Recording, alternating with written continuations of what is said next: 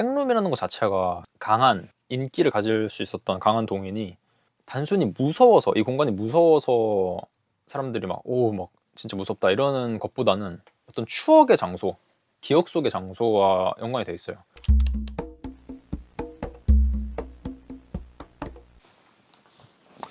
안녕하세요. 이렇게 얼굴 나오면서 또 영상 찍으려니까 약간 부끄럽긴 한데 그래도 얼굴 나오는 게 좀 나을 것 같아가지고 어제 백룸 영화를 보고 왔어요. 굉장히 기대했던 영화이기도 하고 조금 늦게 보긴 했죠. 한국 개봉한 지 조금 지나긴 했는데 시간이. 그래서 백룸 개봉한 거 보고 또 이제 지금 홈플러스가 또 이렇게 현실 백룸이 돼버려가지고 거기 갔다 온 얘기까지 한번 좀 간단하게 설명드리면서 영화 리뷰랑 해석 같은 거 말씀드려보려고 합니다. 우선 백룸에 대해서 먼저 설명을 드려볼게요. 백룸 아마 이렇게 영상 보시는 분들이라면 대부분 어느 정도 지식이 있으실 거예요. 백룸 포천에서 처음 괴담으로 이렇게 이미지 하나 나와가지고 노란색 벽들 잔뜩 있는 복도 이런 것들 있는 데서부터 시작된 거다. 대부분 이렇게 알고 계실 텐데 조금 더 제 개인적인 경험이랑 설명을 결부해서 드려보자면 대학생 때쯤에 제가 이제 4chan이랑 유튜브 이런 것들 쪽들을 좀 많이 보다 보니까 그런 게 많이 나오는 걸 봤어요. 이거 정확하지 않을 수도 있는데 제가 기억하기로는 괴담으로 처음 시작된 게 아닌 걸로 알고 있거든요. 이 리미널 스페이스가 먼저 나왔고 거기서 이제 약간 공포적인 요소를 더해가지고 백룸까지 만들어졌다 이렇게 알고 있는데 제 기억이 맞다면 아마 처음에 그거였을 거예요. 뭔가 미국에 이렇게 막 고속도로 같은 데 다니다 보면 있는 옛날 매장들 있잖아요. 식료품 매장들, 척키치즈나 정확히 몰라요. 제가 미국인이 아니니까. 그런 뭔가 이렇게 어렸을 때 향수를 불러일으키는 공간들. 그러니까 지금 지금 20대라고 치면 대충 한 90년대 후반이나 2000년대 초 그런 대형 매장 같은데, 대형 마트나 이런 데나 아니면은 그런 놀이터, 수영장, 그런 곳들이 이미지를 가져와서 거기 사람이 하나도 없고 공허한 느낌의 그런 이미지를 가져와가지고 거기다가 이제 약간 좀 오묘한 부금을 딱 깔면서 뭔가 기억 속에 있는 것 같은데 본 적이 있는 것 같은데 잘 모르겠는 장소 이런 식으로 해가지고 그런 거를 보여주는 걸로 처음 시작한 걸로 알고 있거든요.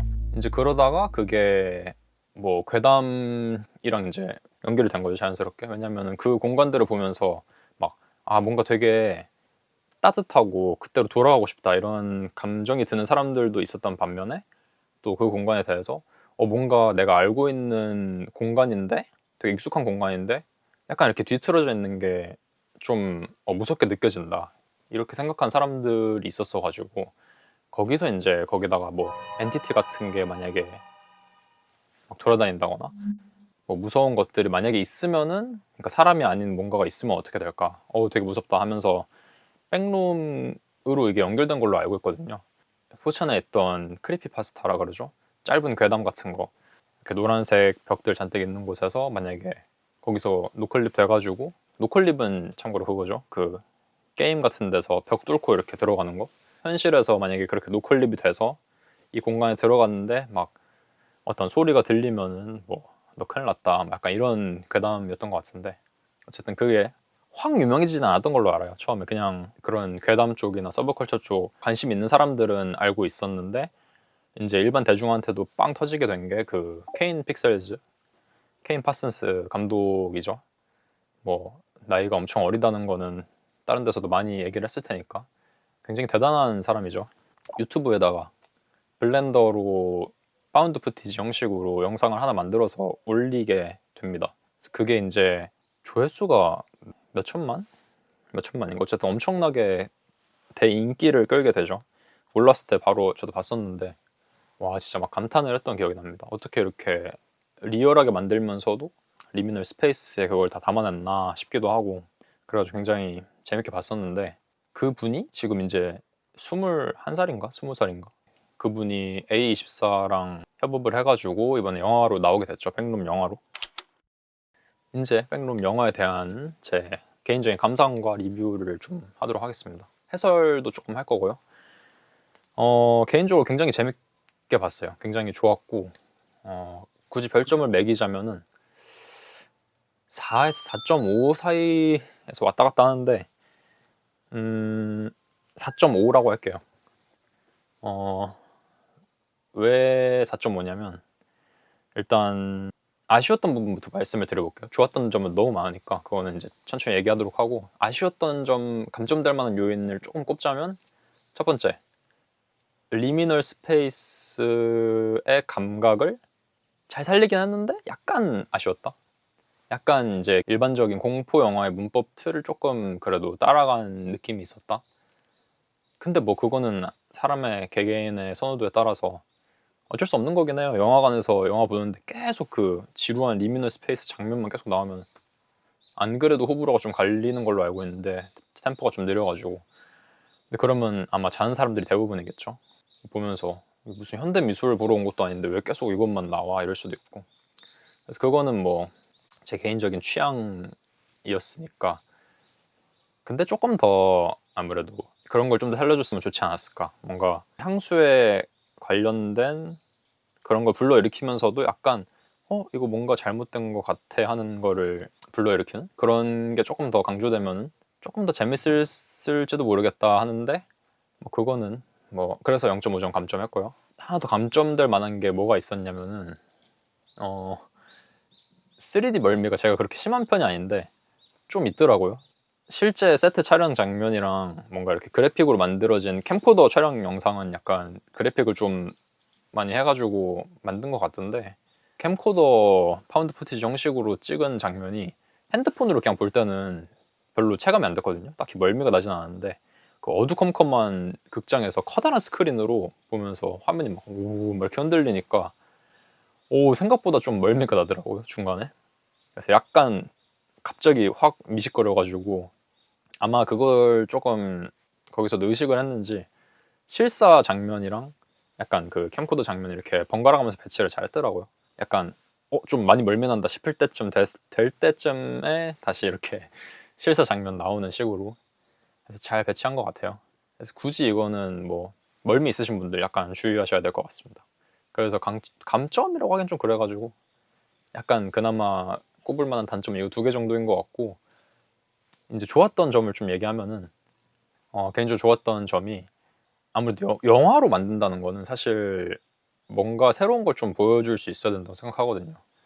그거를 굳이 영화로 장편으로 2시간이라는 시간을 들여가지고 사람들에게 영화관에 와서 앉아서 보게끔 할 만한 뭔가를, 설득력을 주려면은 단순히 그냥 우리가 아는, 평소 잘 아는 백룸에 관련된 이미지들, 뭐 풀룸, 뭐 유명한 엔티티들, 뭐 이런 것들, 그런 것들만 보여주기 위해서 만들었다면 솔직히 저는 좀 실망했을 것 같아요. 그거를 안 해서 좋았어요. 그 공식 백룸 위키 막 이런 식으로 해가지고 약간 레벨 몇 해가지고 레벨 뭐 99에는 뭐가 나오고 레벨 100 몇십에는 뭐가 나오고 뭐 이런 식으로 만들어가지고 약간 설정놀이 하는 거 있잖아요. 그것도 나름대로 매력이 있어요. 그것도 재밌어요. 근데 그 컨텐츠적으로서 어떤 성장을 위해서 그것도 굉장히 좋을 수 있죠. 그것도 향유하는 향유층이 분명히 존재할 것이고. 근데 그걸 만약에 답습해서 영화를 만들었다면 그냥 팬서비스 영화가 됐겠죠. 아는 사람들은 아는. 결코 그런 팬서비스 영화들을 폄하하는 건 아니지만, 근데 좀 얕아질 수밖에 없겠죠. 어떤 그 영화가 담고자 하는 메시지나 그런 것들이 깊이가 얕아질 수밖에 없는데, 그렇게 하지 않고 백룸의 본질적으로 가져다주는 감정을 주제로 삼아가지고 그걸 토대로 설득력 있게 잘 풀어냈다는 점이 저는 굉장히 좋았습니다. 공간에서 오는 두려움, 거기만 머무르지 않고 공간이 도대체 뭔데? 라는 그 궁금증을 알아서 해석해봐 이렇게 던져놓는 게 아니라 그거를 마련해줬죠. 어떤 단서들을. 이렇게 해석하면 되지 않을까? 이렇게 해석하면 되지 않을까 하고 어떤 단서들이나 뭐 이런 걸 던져준 게 약간 파먹을 만한 재미가 있어진 것 같아가지고 굉장히 좋은 시도라고 생각을 했습니다. 그래서 몇 가지 영화 보면서 좀 눈에 띄었던 것들이나 이런 것들 보면서 해석을 좀 해볼게요. 여기서부터 이제 스포가 좀 강하게 있습니다. 스포를 할 수밖에 없어요, 내용이. 이거 설명하려면. 일단 줄거리 설명 그냥 생략할게요. 영화 보신 분들이 많을 거고, 영화 안 보신 분들은 영화 보시고선 보는 걸 추천드립니다. 제가 생각했던 어떤 해석은, 백룸이 어떤 기억과 관계된 공간이라는 거는 영화에서 확실하게 나오죠. 잠깐 창문 좀 닫을게요. 결국에는 이 영화 자체가 기억에 대한 이야기라고 생각해요. 백룸이라는 그 공간 자체가 기억과 굉장히 강하게 연결되어 있는 주제죠. 왜냐면은 아까 앞에서도 말씀했던 것처럼 원래 탄생 자체가 기억과 관련된 그거였어요. 향수와 추억, 그런 것들이 뒤틀어질 때 오는 공포에 대한 이야기거든요. 우선 주인공인 클락 있죠. 클락이 어떤 인물이냐에 대해서 좀 말씀 먼저 드려볼게요. 이 사람은 굉장히 인정 욕구가 강한 사람이에요. 인정받지 못한 거에 대한 어떤 트라우마라고 해야 되나? 아니면 어떤 그거에 대한 열망이 굉장히 강한 사람인데, 그 왜 그러냐면 자신의 이상과 현실이 충돌할 때 그 사람은 어떤 갈등을 일으킬 수밖에 없죠. 첫 번째로 발생하는 갈등이 이제 일적인 부분에서 그거를 못하는 거예요. 건축가라는 자신의 꿈이 있었는데 그것이 좌절된 상황인 거죠. 그래서 자신의 실패자라고 여겨요, 일단. 그러고 계속 그 상담하는 과정에서도 나오지만 자신이 돈을 벌어가지고 가족을 먹여 살리는 거에 대한 자부심이 굉장히 높지만, 그래서 막 내가 집세도 다 내고 여기 지붕도 다 고치고 막 이러는데 뭐저저 하면서 막 계속 급발진 하잖아요, 그 상담할 때.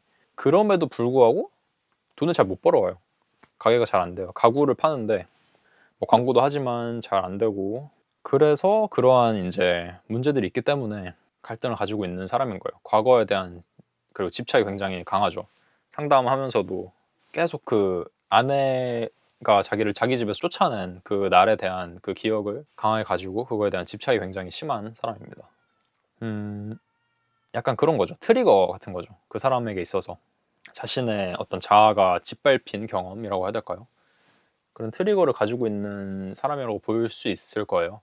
그 자신을 실패자라고 여기는 클락에게 있어서 백룸이 갑자기 나타나죠. 백룸이라는 공간이. 그래서 그 사람에게 있어서는 그 공간이 굉장히 어떤 구원처럼 느껴지는 거예요. 왜냐면은 그 공간은 클락이라는 사람을 되게 판단하지 않아요. 너는 실패자다, 아니면 건축가가 되지 못한 어떤 사람이다, 이런 걸 판단을 내리지 않죠, 그 공간은. 그래서 거기에 굉장히 집착을 하는 거예요. 인종 욕구가 굉장히 강한 사람인 게, 또 메리가 이제 심리 상담가인 메리한테 내가 이런 백룸이라는 공간을 발견했다 말하면서, 안 믿는 것 같으니까 그거를, 그러니까 내가 이거 진짜 증명해 올 테니까 딱 기다려라, 만약에 증명하면은 미안하다고 사과해라 이러면서, 그리고 막 화를 내면서 가죠 다시. 그리고 막 영상을 막 찍어요, 알바생들 데리고. 알바생들 다 죽죠 당연히, 공포 영화니까.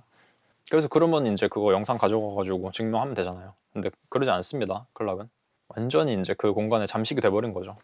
메리한테 전화해가지고 나는 그 창을 열었다.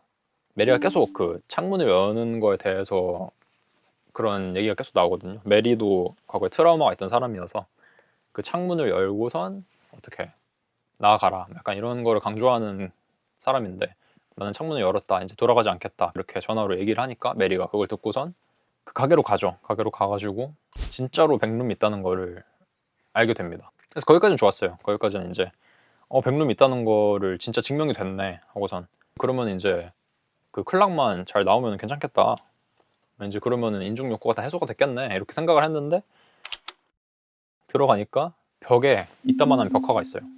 그 그림도 좀 해석할 것들이 굉장히 많아 보이는 그림이었는데, 거기 이제 커다란 클락, 해적 클락, 캡틴 클락 엔티티가 클락을 이렇게 들고 있고 창문으로 이렇게 들어서 이렇게 들어주는 뭐 그런 장면이 그려져 있고, 뭐 여러 가지 말들이 막 써있던 그런 그림이거든요.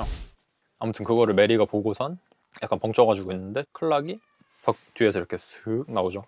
약간 이미 엔티티가 돼버렸을 줄 알았는데 그냥 멀쩡한 상태로 이렇게 슥 나와요. 그래가지고 너무 시끄러워가지고 숨어 있었다고 그렇게 말을 하고, 근데 막 쿵쿵쿵쿵 울리는 소리가 들리니까 메리가 깜짝 놀라가지고 이렇게 무서워하고 있는데, 클락이 괜찮다고 하면서 뒤로 이렇게 슬그머니 가가지고 갑자기 백초크를 걸어가지고 기절을 시킵니다, 메리를. 보면서 약간 좀 놀랐습니다. 전혀 예상치 못한 방향으로 흘러가가지고. 그러고선 딱 메리가 눈을 떴는데, 그 아마도 클락이 과거 살던 집을 형상화한 어떤 본딴 공간인 것 같아요. 부엌에 어떤 식탁이 이렇게 쫙 있고 그릇 앞에 이렇게 딱 놓여져 있고, 그 공간으로 메리를 이렇게 의자에다 묶어놓고선 마주보고 앉게 되죠. 그 옆에 이렇게 메리가 쳐다보는데 약간 눈 막 6개 달려있는 아저씨가 이렇게 앉아있어요. 그거를 그 케인 픽셀즈 위키 보니까 스틸 라이프라고 하더라고요. 정물화라고 하는 것 같은데, 우리 한국 번역으로는 어떤 기억 속에 있는 사람이 이렇게 백룸에 구체화되는 거? 그게 이제 막 뒤틀린 상태로 구체화가 되죠. 그래서 정물화가 된 그 사람이 이렇게 앉아있고, 클락 뒤에는 빨간색 옷을 입은 정물화된 또 사람이 서 있고, 아마 그 정물화된 그거는 클락의 아내일 거예요. 아내에 대한 기억이 이제 그렇게 구현된 걸로 보이고, 그리고 휠체어에 앉아있는 어떤 왜소한 조그만 아저씨가 있고, 전등을 켜는 그런 아저씨가 있는데, 그거는 딱히 설명이 나오지 않아가지고 정확히 어떤 사람인지는 모르겠어요. 아무튼 그래서 이렇게 식탁에 앉아가지고 클락이 그래서 메리한테 그 상담하면서 했던 연기를 연극하는 걸 다시 해보자고 그래요. 아내가 나를 쫓아냈던 그날의 일을 한번 다시 연기를 해보자고 하면서 그 뒤에 있던 빨간색 옷을 입은 정무라 머리 가죽을 벗겨가지고 메리한테 씌워요. 그러니까 아내처럼 보이게끔 해놓은 거죠. 그러고서 연기를 다시 해보자고 하는데 메리는 당연히 안 하죠. 완전 공포에 질려가지고 막 그러다가 이제 메리가 갑자기 급발진을 합니다. 너는 계속 남 탓만 하고 결국에 너가 이렇게 잘못된 거 아니냐. 그냥 나는 너 못 고친다. 근데 나한테 막 그러지 마라 이러면서 겁나게 화를 내요. 그 클락한테.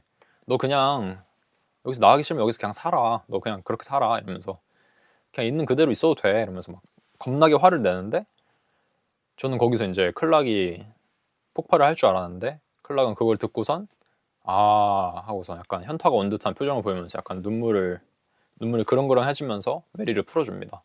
아마 인정을 받은 거에 대한, 그러니까 내가 뭔가 계속 뭔가 이렇게 시도를 했는데 그것이 안 됐던 거에 대한 뭔가 성취되지 못한 그런 거에 대한 것들이 있었는데, 그게 약간 해소가 된 것 같았어요. 뭔가 나는 그냥 이런 사람이구나 하고 받아들이는 게 된 거겠죠, 아마 거기서.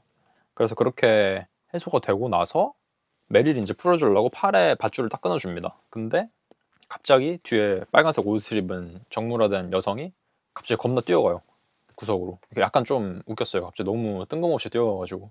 근데 뒤에서 이제 그 캡틴 클락, 키가 엄청 큰 클락이 그 광고할 때 했던 해적 옷을 입은 캡틴 클락이 나타나서 뒤에서 이렇게 슬그머니 옵니다. 그러고선 클락을 이렇게 약간 싹 하고서 안아서 이렇게 들어 올려요. 그 앞에 나왔던 그림에도 있던 장면이에요, 그거는. 그림에 있던 장면이 그게 어떤 의미인지는 정확히는 모르겠는데, 미래를 예견하는 어떤 장치 중에 하나라고 볼 수도 있겠죠, 영화적으로는. 해서 클락을 이렇게 싹 안아서 올렸더니 클락이 이제 아 괜찮대, 우리 상담사인데 이 메리라는 사람이, 근데 그냥 있는 그대로 있어도 된대 하고서 막 이렇게 괜찮아 막 이러면서 이러는데, 그 캡틴 클락 엔티티가 갑자기 클락 목을 물어뜯고 바닥에 막 패대기를 막 칩니다. 그래서 클락은 거기서 죽죠. 메리는 이제 경악을 하면서 막 급하게 풀어가지고 뛰어가지고 도망을 막 쳐요, 메리가. 클락이 그 캡틴 클락이 클락의 시체를 막 이렇게 질질 끌면서 오는데 쫓아와요. 그래서 메리가 이제 도망치다가 중간에 발목을 다쳐요. 삐끗하면서 발목을 다치는 장면이 나오는데, 이것도 상징적인 부분이 있을 거예요. 이거 조금 뒤에 해석할게요. 발목 관련된 거. 아무튼 이렇게 메리가 도망을 막 칩니다. 그 가구점까지 이렇게 막 도망을 쳐요. 근데 가구점은 당연히 이제 백룸에 있는 공간이니까 밖으로 통하지 않고 벽으로 막혀 있죠. 그래서 그 공간에서 이제 막 도망을 치려고 하다가 캡틴 클락이 이제 다리가 한쪽이 목발처럼 돼가지고 책상 나무 다리로 돼 있어요. 그래서 그걸 이렇게 어기저기 짚으면서 오는데 거기를 이제 옷 거는 그 봉으로 쳐가지고 부숩니다. 그래서 막 기어가지고 막 오는데 막 도망가면서 그 계속 나왔던 판넬이 있어요. 원신 그려져 있는 판넬. 그걸 이제 이렇게 엎게 되는데 실수로. 그랬더니 이제 벽에 양쪽에 이렇게 설치되어 있던 수면가스가 쫙 나오면서, 그건 아마 이제 에이싱크 직원들이 설치를 해놓은 거겠죠, 함정처럼. 그래서 막 도망을 치다가 클락한테 결국 이렇게 잡히는데, 그래서 그 캡틴 클락이 이렇게 얼굴을 쓱 들이미는데 표정이 이제 막 잡아먹으려고 하는 느낌이 아니고 굉장히 슬픈 그런 표정을 하고서 이렇게 얼굴을 들이대요. 근데 그거를 이제 메리가 제가 가지고 있던 그 어떤 과거의 기억의 상징인 돌, 시멘트가 있어요. 자기 손자국 이렇게 찍힌 시멘트를 가지고 얼굴을 쳐가지고 그 시멘트는 부서지고 클락에게서 벗어나가지고 도망을 치게 되죠. 에이싱크한테 결국 구해지게 되고.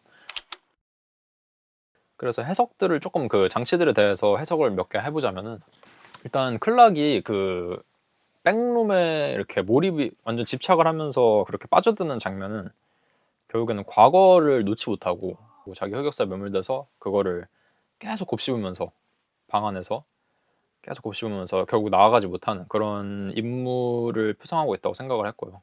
그래서 결국에는 자기가 좋아하는 것들만으로만 이렇게 자기를 둘러싸고 그 백룸 내에서 그 정물화된 애들 있죠. 걔네는 말도 못하고 자기가 뭐 칼로 찌르든 뭐 배를 뜯어 먹든 뭐 아무 말도 못해요.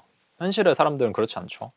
그래서 자기만의 공간에 계속 빠지게 되는 그런 사람인 거예요, 클락은. 그래서 과거에 갇힌 사람을 상징하는 거고요. 그 과거는 이제 아내한테 쫓겨나게 된 그 상황을 의미하는 거죠. 그래서 그 순간에 계속 곱씹으면서 자기 집 부엌을 그 안에다가 이제 만들어내고, 그래서 트라우마와 어떤 기억에 사로잡힌 사람을 보여주는 그거라고 생각을 했어요, 클락은.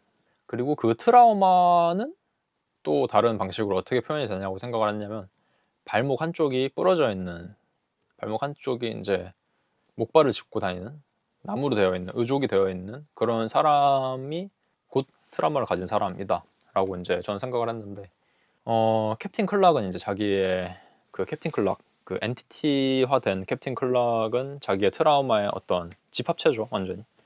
광고를 막 이렇게 해적 옷을 입고 우스꽝스러운 옷을 입고 광고를 하는 자신에 대한 어떤 비참함도 있었을 것이고, 그리고 한쪽 다리는 이제 이렇게 목발로 돼가지고 나무로 돼가지고 뭔가 제대로 걷지 못하죠. 제대로 앞으로 나아가지 못하는 거예요, 그 사람은. 그런 식으로 자기의 상처받은 어떤 과거의 모습이 그렇게 구현하고 된 것이라고 생각을 하고요.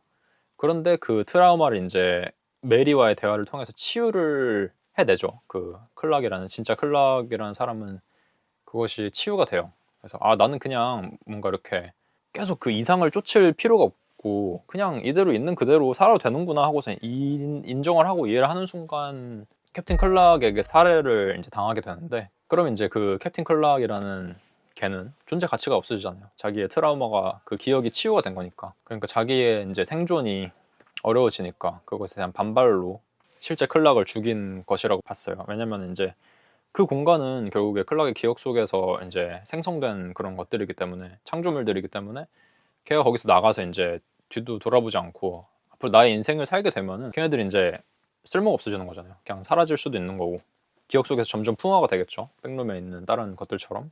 그래가지고 그것에 대한 반발로 인해서 죽인 걸로 저는 생각을 했고요. 그래서 메리도 나름의 트라우마가 있죠. 그 과거에 어머니로부터 받은 어떤 감금에 대한 공포와 그런 기억들이 있어요. 집에서 나가지 못하게 하고 창문 바깥도 보이지 못하게 하고 이런 것들에 대한. 그래서 그 트라우마를 가진 사람에 대한 상징으로서 메리도 중간에 발목을 다칩니다. 제대로 걷지 못하죠. 앞으로 잘 나아가지 못하는 모습을 보여주죠, 메리도. 그럼에도 불구하고 어떻게 꾸역꾸역 해가지고 결국 나가게 돼요, 메리는. 탈출에 성공하죠. 결국에는 그 트라우마를 어떻게든 가지고 결국 살아가는 거죠, 사람이. 그런데 마지막에 이제 영화가 끝나는 장면에서 메리의 기억 속에 있는 공간들이 백룸에 이제 쫙 나오면서 끝이 나게 되는데, 메리의 기억 속에 있던 어떤 트라우마로 남았던 집, 그 집의 구조, 그게 이제 점점 이렇게 흐려지면서 다 이렇게 없어지고 문이 동그랗게 뻥 뚫린 구멍이 생기고 그런 식으로 나타나게 되고, 그리고 또 이제 에이싱크의 마지막에 결국 구해지지만, 에이싱크 그 연구원인 필이었나? 그 사람 말을 들어보면은 메리가 여기서 내보내 줄 거냐라고 말하는데, 그거는 제 권한 밖의 일이라고 뭐 이런 식으로 얘기를 해요. 그래서 아마 메리는 백룸에선 탈출했지만 그 에이싱크에서 갇혀서 지내게 될 가능성이 좀 있겠죠. 왜냐면은 그런 얘기를 가지고 밖으로 나가가지고 막 이렇게 알리고 그러면은 조금 또 에이싱크 입장에서 안 좋을 수 있으니까 뭐 아무래도 갇히는 식으로 그렇게 될 것 같고요. 그래서 백룸 내에 이렇게 여러 가지 장면이 나오면서 그 가구점도 거기 안에 이렇게 구현이 되고, 그리고 에이싱크 연구실에서 취조당하는 것처럼 그 공간도 구현이 되면서 마지막에 메리의 정물화된, 이렇게 얼굴 여러 겹으로 되어 있는 정물화된 상태에 이렇게 앉아있는 모습을 비추면서 영화 끝이 나게 되죠. 그거는 이제 메리가 과거 어떤 어머니와 있었던 트라우마는 극복했지만 또 지금 이번에 겪은 사건으로 인해서 어떤 트라우마가 또 생기고 그것이 백룸의 기억으로 남게 된다, 뭐 이런 식으로 저는 해석을 했어요. 결국에는 어떤 과거에 붙잡히는 것에 대한 이야기와 창을 열고 나가는 것에 대한 그런 이야기라고 구성을 했다고 느껴졌거든요, 저는. 백룸이라는 것 자체가 강한 인기를 가질 수 있었던 강한 동인이 단순히 무서워서, 이 공간이 무서워서 사람들이 막 진짜 무섭다 이러는 것보다는 어떤 추억의 장소, 기억 속의 장소와 연관이 돼 있어요. 요즘 계속 그 나오는 것들이 레트로에 대한 열풍이 한 몇십 년 된 것 같은데 10몇 년 전부터 계속해서 상기가 되죠. 지금 계속 그 과거에 있었던 어떤 어린 시절에 있던 어떤 캐릭터들, 애니메이션 캐릭터들이나 뭐 그런 것들이 잘 되는 것들도 막 짱구라든가 뭐 핑구라든가 뭐 다양한 그런 캐릭터들 있죠. 그런 애들이 지금 다시 불러일으켜져 가지고 다시 잘 되는 것들이 과거에 대한 항수가 사람들이 너무 강해요. 지금 현실에 대한 만족을 못하기 때문인 거겠죠. 당연히 과거에 대한 항수가 그렇게 큰 이유는. 그리고 뭐 게임이나 영화 같은 것들도 계속 리메이크 되죠. 계속 리메이크 만들고 과거에 좋았던 시절을 그리워하는 그런 정서가 지금 전 세계인들한테 팽배해 있어요. 굉장히. 뭐 저도 당연히 그렇고요. 그래서 뭐 시티팝이라든지 뭐 아니면 뭐 그런 것들도 다 과거에 대한 그거잖아요. 향수에서 오는 것들이잖아요. 80년대, 90년대. 심지어 살아보지 못한 세대에 대한 것들도 이제 이상적으로 상상을 해서 그렇게 만드는 건데, 그래서 우리나라 사람들한테는 백룸이 약간 와닿지 않을 수 있어요. Living rooms, bedrooms, dinettes. Oh yeah, you can find them at the market. We talking about flea market. Montgomery, it's just like a mini mall. Hey, hey. Living room, bedroom, dinette. Oh yeah. 그 백룸이라는 공간이나 리미널 스페이스라는 공간들은 결국에 이제 서구권 사람들이 만들어낸 거다 보니까 서구권 사람들의 기준에서 자신의 어린 시절을 떠올리게 하는 공간들을 약간 이렇게 비튼 거거든요. 자신의 어린 시절을 그러니까 약간 꿈속에서 볼 수 있는 듯하게.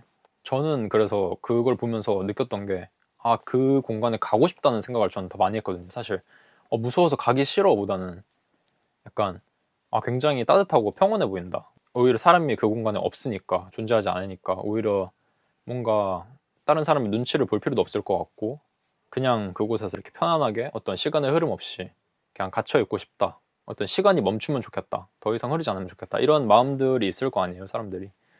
더 나아가고 싶지 않은 마음. 그 영화에서 계속 나오는 표현이죠. 사람은 뭔가 이렇게 실패를 겪거나 했을 때, 정확히 어떤 표현인지 기억은 안 나지만 사람은 큰 충격을 받거나 어떤 그런 게 있었을 때 자기만의 루틴을 만들게 된다.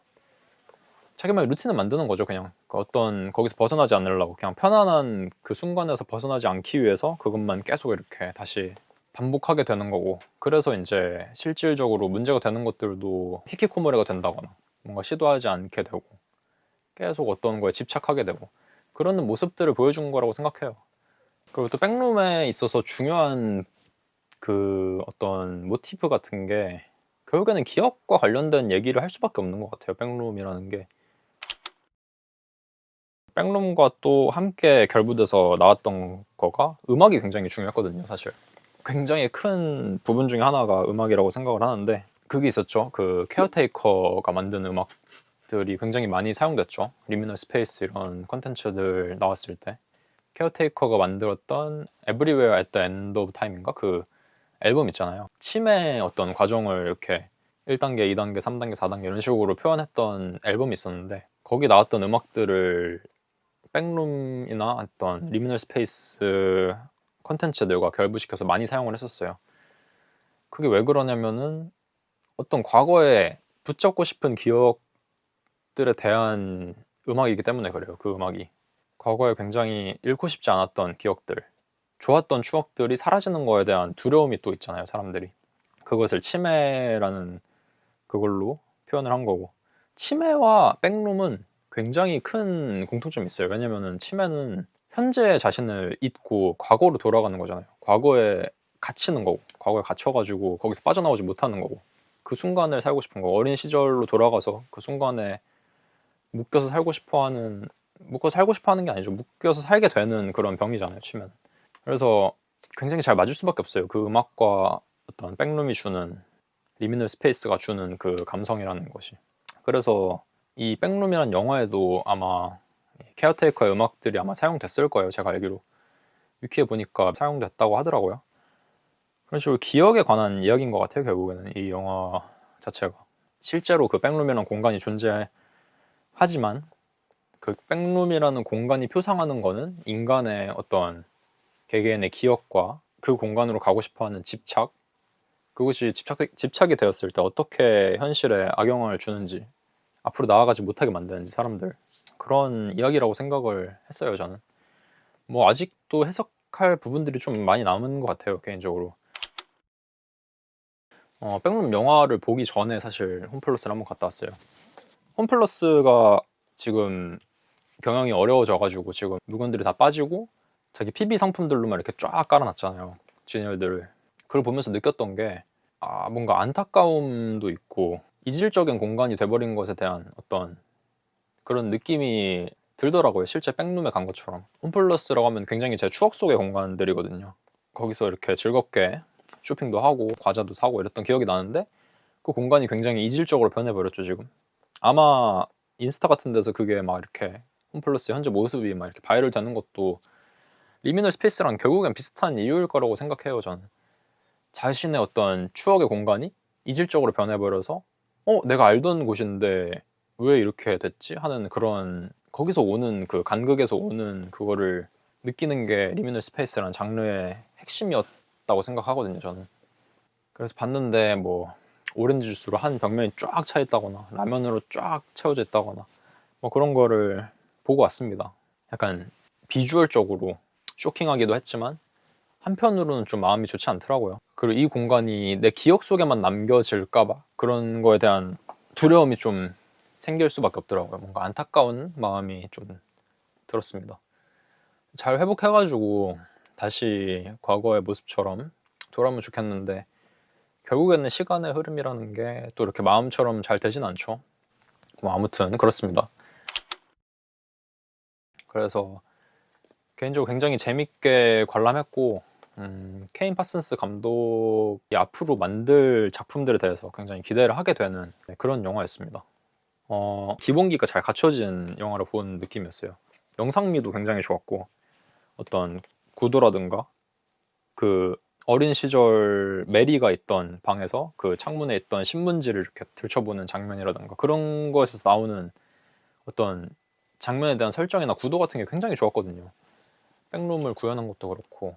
그래서 앞으로도 굉장히 기대가 되는 감독이고 뭐 후속작으로 나올 것 같던데 2편으로 나오면 또 바로 보러 가도록 하겠습니다. 그것도.